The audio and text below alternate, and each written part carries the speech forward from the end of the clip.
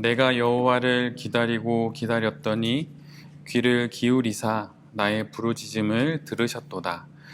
나를 기가 막힐 웅덩이와 수렁에서 끌어올리시고 내 발을 반석 위에 두사 내 걸음을 견고하게 하셨도다. 새 노래 곧 우리 하나님께 올릴 찬송을 내 입에 두셨으니 많은 사람이 보고 두려워하여 여호와를 의지하리로다.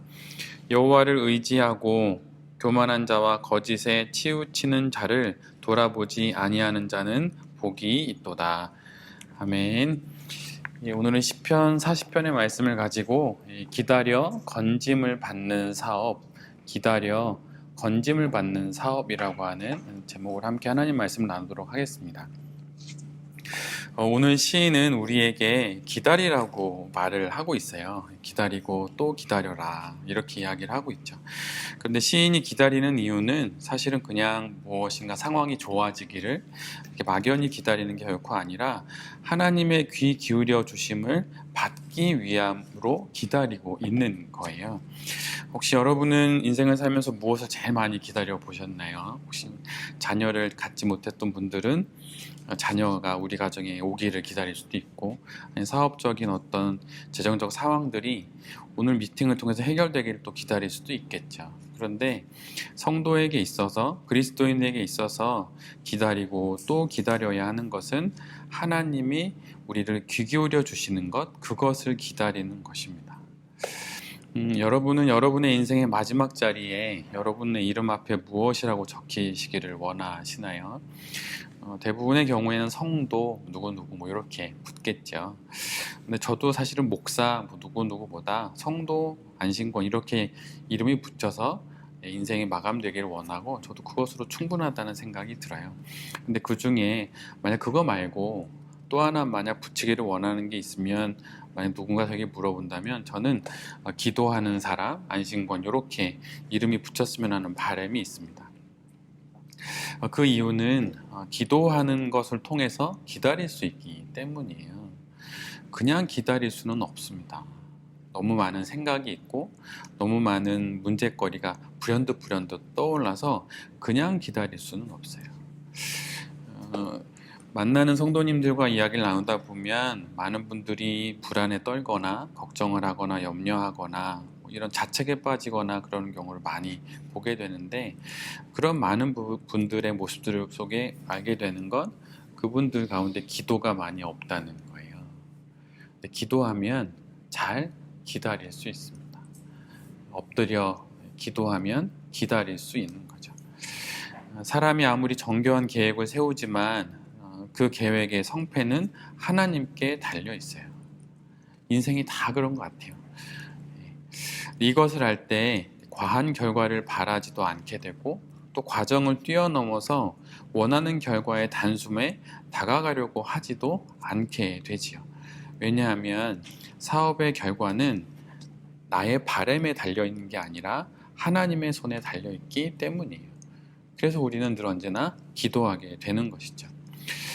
실수하는 사업가들은 좋은 운을 빨리 만나 성공하기를 바라고 빨리 성장하여서 원하는 성과를 얻으려고 합니다. 위험에 처해 있다면 거기에서 빨리 벗어나려고 하죠. 근데 그런 마음을 가질 수 있어요. 당연히 그럴 수 있죠.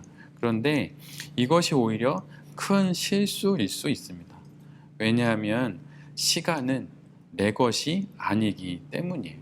결과는 내가 노력한다고 쟁취할 수 있는 것이 아니기 때문입니다. 원할 수는 있지만 말이죠. 소위 운 좋게 그렇게 성공을 거두었다 하더라도 이것은 득이 되기보다는 독이 될 수 있는 경우가 훨씬 많아요. 내가 원했던 계획대로 착착착착 일이 돼서 뭔가 딱 되면 모든 일을 다 그렇게 하면 되는 줄 알죠. 근데 세상 일은 그런 것 같지가 않아요. 그런데 만약 내가 정말 운이 좋게도 아주 내가 계획했던 대로 뭔가 딱 얻어지면 쉽게 자기 자만에 빠지게 되고 개연성이 전혀 없는 일에 확신을 가지게 됩니다. 이 A라는 일이 이렇게 풀렸으니 지금 내게 다가온 이 C라는 문제도 이렇게 풀리겠지. 근데 전혀 다르게 전개될 수 있거든요. 그리고 결국 말 그대로 운을 자신의 실력으로 착각할 수 있게 되는 것이죠. 어느 목사님이 설교하고 나와서 앞에서 인사를 하잖아요.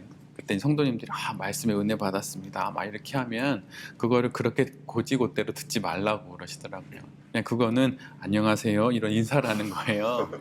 근데 그거를 마치 내가 막 은혜를 끼쳐서 막 성도들이 막 뒤집어졌구나 이렇게 생각하면 착각이라는 거죠. 착각. 그냥 은혜 받았습니다. 그럼 예 안녕하세요 이 정도로 받아들이면 된다는 거예요. 그러기에 눈에 보이는 사업의 과정과 또 결과는 실은 눈에 보이지 않는 하나님과의 관계를 우선할 때 가장 안전한 거예요. 그럴 때 그 과정을 잘 견뎌낼 수 있고 지나갈 수 있는 것입니다. 그러면 어떻게 눈에 보이지 않는 하나님과의 관계를 잘 할 수 있을까요? 그것은 기도하는 거예요. 하루 시작하면서 저희가 월요일마다 이렇게 모이는 이유도 그거죠. 하나님 한 주간 사업합니다. 가정도 꾸려 나가야 되고 먼 곳에 있는 자녀 걱정도 되고 또 다시 11월에 잠시 귀국하는 자녀들 생각 또 11월에 이제 또 계약을 바꿔야 하는 것들 여러 염려가 있지요. 그런데 그 많은 사업의 과정과 결과들을 이전에 눈에 보이지 않는 하나님을 먼저 생각하고 그분께 기도하는 게 우리에게 있어서 가장 우선이라는 것을 알기에 이렇게 모이는 거죠. 그리고 이것이 가장 안전한 거예요. 그렇게 할 때 내가에게 예상하지 못했던 과정이 온다 하더라도 지나갈 수 있는 것이고 또 뜻하지 않은 전혀 예상하지 못했던 좀 더 안 좋은 결과가 온다 하더라도 그것을 견뎌낼 수 있는 것이죠. 잠언 16장 3절에는 이런 말씀이 있어요. 우리 모두가 아는 말씀이에요. 너의 행사를 여호와께 맡기라. 그리하면 경영하는 것이 이루어지리라. 하나님께 맡겼으니 그분과 함께 경영하는 거겠죠. 그러면 그분이 이루어 주시고 또한 저도 같이 함께 하는 것이죠. 근데 여기서 너의 행사를 여호와께 맡기라 라고 하는 이 맡기라의 원어적 의미는 굴리라는 거예요.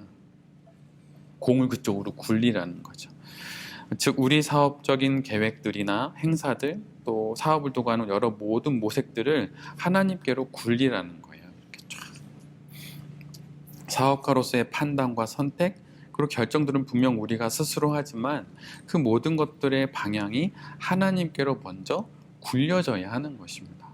그럼 그 굴리는 것이 무엇일까요? 그것이 기도하는 거예요. 기도하지 않고 아무리 막 공을 100개 막 200개 굴려봤자 여러분 소용이 없는 거죠. 하나님께 굴려서 그분이 그 공을 굴리게 할 때 우리의 사업이 되어지는 것입니다. 배를 타고 큰 바다를 항해할 때 내가 원하는 방향은 북쪽인데 파도를 만나면 지금과 같은 막 태풍이 오고 그러면 배가 막 남쪽, 동쪽, 서쪽 막 흔들리겠죠. 근데 만약에 내가 가야 할 방향을 명확하게 정하고 있다면 그리고 그를 바라보고 있다면 결국에는 그 방향으로 가게 되어 있는 거예요. 근데 그 방향 없이 왼쪽에서 불면 그 파도도 없는 거에 급급하고 막 뒤에서 파도가 치면 그건 넘느라고 급급하고 그러다 보면 다 위기는 넘었는데 엉뚱하게 남쪽으로 가고 있는 것일 수도 있는 것이죠. 우리가 소망하면서 보기 원하는 것들을 우리가 계획은 하지만 결국 그 모든 것들은 눈에 보이지 않는 하나님에 의해서 이루어지는 거예요. 하나님께서 내 사업을 대신 경영해 주신다는 것은 아닙니다. 그런 말이 아니라 하나님께서 내 사업의 모든 것에 대한 주권을 가지고 계시다는 거예요. 그 주권 아래서 주님과 같이 협업하면서 그 일을 해나가는 것이죠. 이런 마음을 가질 때 사업가는 오히려 담대하게 사업을 할 수 있어요. 내 뒤에 하나님이 계시고 내 곁에 주님이 계시니까 말이죠. 그리고 그러다 보면 기다릴 수도 있습니다.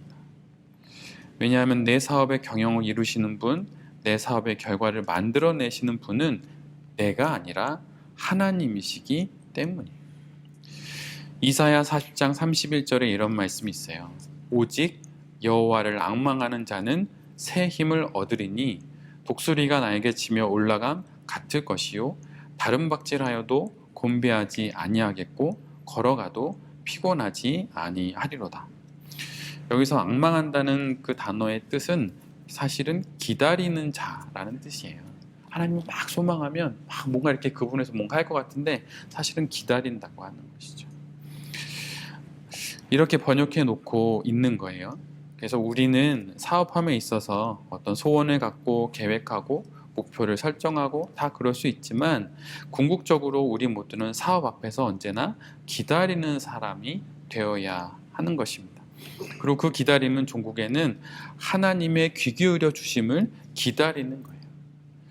누가 사업의 성과를 기다릴 수 있는 사람인가요? 누가 공고한 사업의 상황들을 견뎌낼 수 있을까요? 아직은 어려 보이는 나의 자녀들의 그 성장을 어떻게 부모가 기다릴 수 있는 것일까요? 그것은 그 모든 사업의 성과와 공고함을 넘어서 자녀들에 대한 사랑과 걱정 또 기대를 넘어서 하나님을 기다릴 줄 아는 사람이 그런 사람이 그것을 기다릴 수 있는 거예요. 그 자는 사업을 하나님께 맡긴 자입니다. 하나님께 사업을 굴린 거예요. 그렇다면 당연히 자녀들도 하나님께 맡기고 하나님께 굴려야 하는 것이죠. 어제 돌베이교회 예배를 드렸는데 저는 그 예배 때 그런 일이 있었는지 몰랐어요. 근데 집에 갔더니 그 시우리가 제 딸아이가 예배 때 많이 울었다는 거예요. 그래서 왜 울었어? 너무 감동적이어서 울었어? 막 이러더라고요. 그래서 그 전도사님하고 아빠하고 서로 짰어. 이렇게 찬양하고 설교 내용이 너무 감동적이어서 울었어. 이러더라고요. 그래서 사실 어제 설교가 죽음에 대한 설교였거든요. 근데 아이가 울 만한 포인트는 없거든요. 사실 거기에는. 근데 아이가 그 설교를 들으면서 무엇인가 자기 마음속에 뭔가를 탁 터치를 했던 것 같아요. 근데 여러분이 잘 알다시피 시우리가 좀 어려운 시간을 보내고 있잖아요. 그런데 아이에게 그렇게 마음에 터치한 하나님의 말씀이 뭔가 탁 이제 아이에게 딱 주어졌던 것이죠. 근데 그런 기억이 있으면 아이들이 사는 거예요. 뭔지 모르는데, 무슨 일이 있었는지 모르는데 그냥 세례 요한의 죽음과 예수 그리스도의 흥함에 대한 이야기를 하고 이제 그런 거였는데 전혀 아이가 은혜 받을 맥락이 아닌데 거기서 은혜를 받은 거죠. 근데 모든 그리스도인들에게 나이가 많든 나이가 적든 모든 이들에게 하나님에게 자기 인생을 굴리면 살겠다라는 기억들과 경험들이 있으면 모두 다 살 수 있는 거죠. 그런 기회가 어떤 식으로 어떤 방향으로 올지는 모르지만 부모가 그런 기대를 갖고 기도한다면 사업하는 내가 그런 기대를 갖고 기도한다면 나의 사업도 우리 자녀들도 우리 가정도 당연히 하나님 쪽으로 기울어지겠죠. 그러다 보면 주님께서 그를 품에 안고 당신의 자녀로 삼고 당신의 사업으로 삼으셔서 그것을 이끌어 주시는 것입니다. 그런데 그 시간을 부모나 사업가인 내가 보기엔 너무 길게 느껴지죠. 그래서 우리에게 필요한 건 기다리는 거예요. 끊임없이 기다리는 것입니다. 그런데 그 기다림이 결코 우리를 소진하게 하지 않아요. 앞에서 읽어드린 이사야 40장의 말씀처럼 새 힘으로 그 사업을 경영하게 하시고 나의 곁에 올라가 독수리처럼 목표를 향해 나아가도록 힘내어서 내달리도록 그렇게 하는 기다림이 되는 것입니다. 어떤 일이 우리 가운데 있을 수 있고 또 어떤 어려움이 우리 가운데 있을 수 있지만 그 모든 것 가운데 기다림을 통해서 건진받는 사업 또한 건진받는 인생이 된다고 하는 것을 여기 계신 모든 대표님들이 기억하실 수 있고 저 역시 또한 기다릴 수 있기를 또 간절히 바랍니다. 시편 145편 15절로 16절에 이런 말씀이 있어요. 모든 사람의 눈이 주를 앙망하오니 주는 때를 따라 그들에게 먹을 것을 주시며 손을 펴사 모든 생물의 소원을 만족하게 하시나이다. 모든 사람의 눈이 주를 앙망하면 주는 때를 따라 그들에게 먹을 것을 주시고 손을 펴서 모든 생물의 소원을 만족하게 하신다고 이야기하고 있어요. 주를 앙망하는 사업가는 기다립니다. 그리고 주를 기다리는 사업가는 장차 받게 될 그 결과에 감사하게 되는 것이죠. 이번 한 주 또 한가위 또 추석이 있고 또 추석 때 여러 가족들을 만날 수도 있고 또 여전히 그럼에도 불구하고 또 사업을 계속 해나가야 할 텐데 그 사업의 모든 현장 가운데 또 인생의 현장 가운데 하나님을 기다리면서 모든 시련들을 잘 지나가시고 또한 결과를 기다릴 수 있는 그런 여기 계신 모든 대표님들과 이 말씀을 전하는 제 자신이 될 수 있기를 간절히 기도드립니다. 아멘.